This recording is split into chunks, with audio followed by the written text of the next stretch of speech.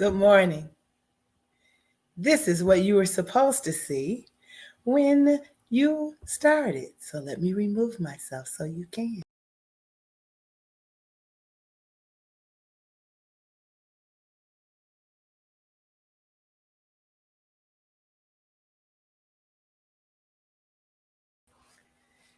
All right. If you have integrity, nothing else matters. If you don't have integrity, nothing else matters. Integrity matters. And today we're going to just talk about integrity as a means of being a reflection of our wholeness. Let me speak to some folk. Good morning, sunshine. Uh, you all let me know you're here.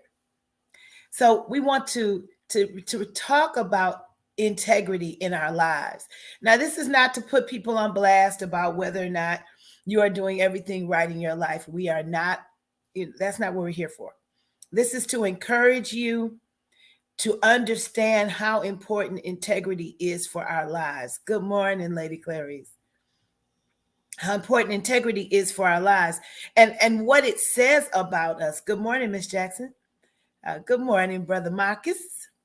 And what it says about who we are at our core. Because the truth of the matter is, it is people who struggle with wholeness who also struggle with integrity. Good morning, Valencia.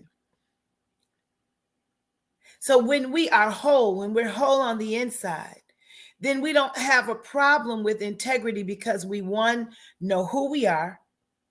Two, we know whose we are. Good morning, Alan. And then thirdly, we know that who we are and whose we are is more important than what they think or what somebody else wants from us. Integrity is not only when we do the right thing because somebody is doing something against us and then we choose not to retaliate. Integrity is involved, but that's not really what's going on. Good morning, Rochelle.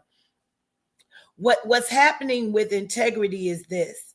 When you have a choice, good morning, Pat, whether to do the right thing for the right motive or to do the right thing because you think that's what someone expects of you, the honesty, the place of honesty and candor is the place of integrity. And it's not always an easy place to be. And sometimes we've got to be ready for someone else's integrity when we ask a question. I asked a question of a young man night before last that is connected to the church. And I asked him a question and I knew to be braced for his answer. Because one thing about him is he's going to be candid. He's going to use candor. He will try his best to temper it as much as he can. But the truth is, what he has to say comes from a place of integrity for where he sits. Now, what's right for me, what's right for you, and I'm not talking about right and wrong morals. I'm talking about how we function in our lives. What makes sense for your life and what makes sense for my life may not be the same thing. But if we are approaching what we do with honesty, with character, with knowing that what we're doing is what's right in that season, then this is what we get to do. We get to walk in that integrity, and we cannot be concerned with whatever everyone else is dealing with on the outside. It's a difficult place to be, but it's the place where we know who we are. And I find that usually the people who struggle with being with integrity or struggle with wholeness or struggle with needing to know what somebody else thinks before they make a decision, those are the people who really don't know who they are. Good morning, Miss Benson. Good morning, Deljan. Good morning, my auntie. And when you don't know who you are and you don't know what it is that you're here for, you don't know your purpose, then you will be like the Bible says, you will be sifted by every wind that comes your way. And when that happens, integrity is absolutely impossible, because in order to walk in integrity, you have to know who you are. So I came to encourage us to walk in integrity. Walk in the wholeness of who we are. And if we're not whole yet, let's get whole. Let's get whole, because even if I don't agree with you, if you're walking in integrity and in the right motive for what it is that you are doing, there is nothing I can say but that I don't agree. I can't be accusatory. I can't say that you did something to hurt me. I can't say that you did something that you were being malicious, that you were working, you had an agenda. None of that happens when everybody walks in integrity. We live in a time now where integrity and altruism and character and right from wrong have all been skewed by a mindset that is only about what I want, when I want it, and how I want it. Good morning, my brother. Good morning, Dr. Reverend Perkins.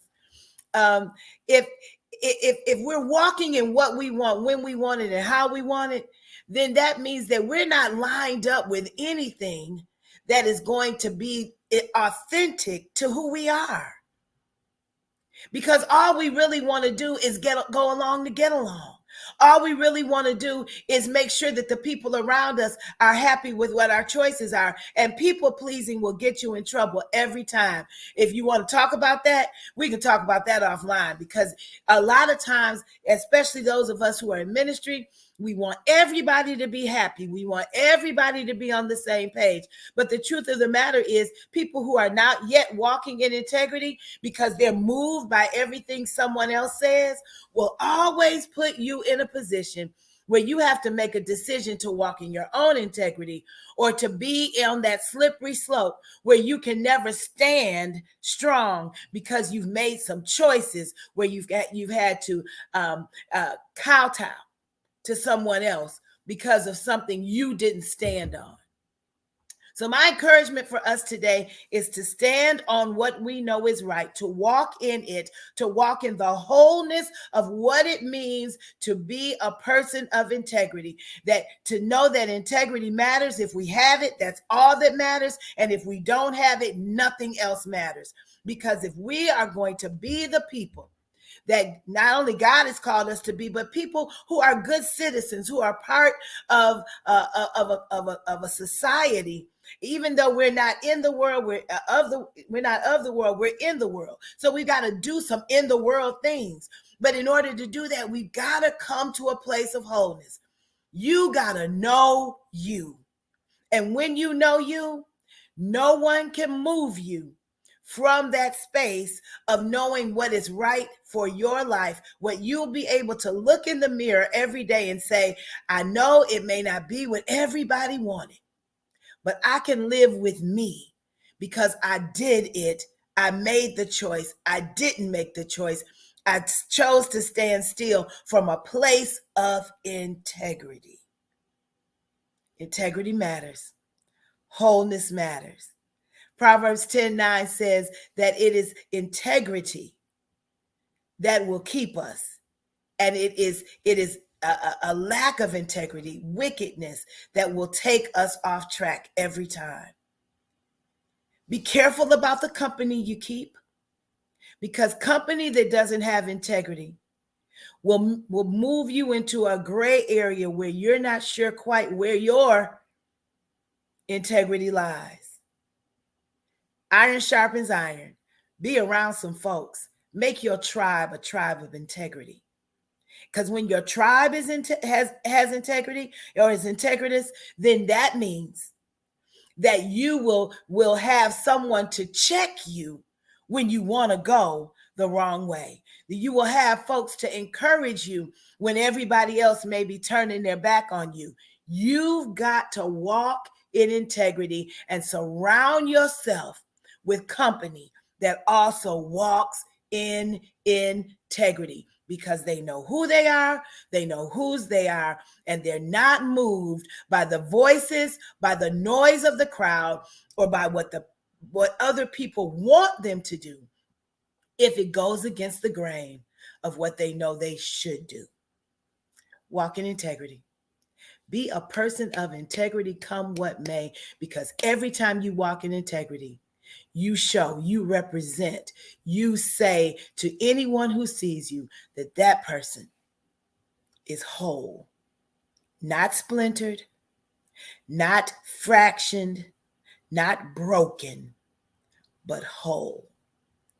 Walk in integrity, because integrity matters. Because integrity matters. And be encouraged. See you soon. God bless you.